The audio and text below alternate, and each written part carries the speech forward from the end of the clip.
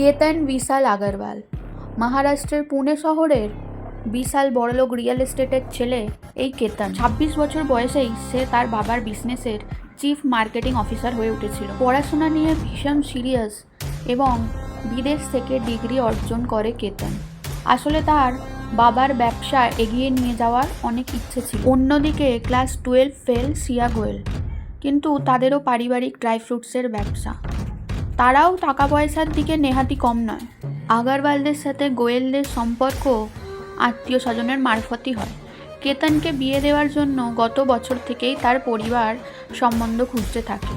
সেই সূত্রেই পরিচয় হয় শ্রিয়া গোয়েলের সাথে। তখন তার বয়স 19।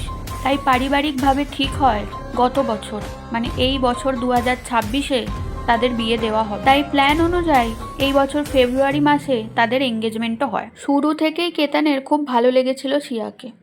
তাই প্রথম থেকেই লাভ রিল থেকে শুরু করে বিভিন্ন ঘনিষ্ঠ মুহূর্তের সম্পর্কর ছবি তারা পোস্ট করতে থাকে ইনস্টাগ্রামে। কথা ছিল এই বছরের নভেম্বর মাসেই তাদের রাজকীয়ভাবে বিয়ে হবে।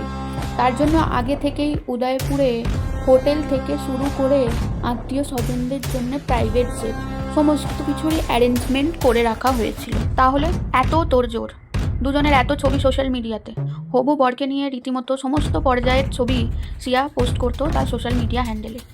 কেন তাকে তাহলে এইভাবে শেষ করে দিল শ্রিয়া?